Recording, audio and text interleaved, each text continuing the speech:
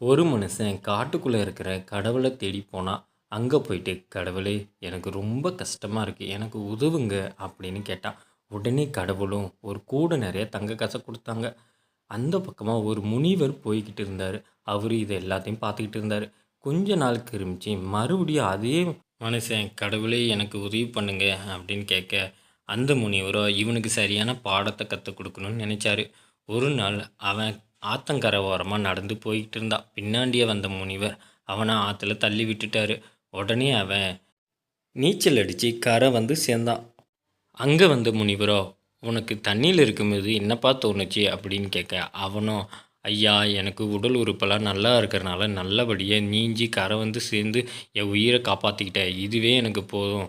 அனைத்துமே கடவுள் உனக்கு கொடுத்துருக்காரு. மறுபடியும் ஏன் உனக்கு செல்வம் வேணும் செல்வம் வேணும்னு கடவுளை கேட்குற? உழைச்சி முன்னேறலாம்ல. சப்ஸ்கிரைப் பண்ண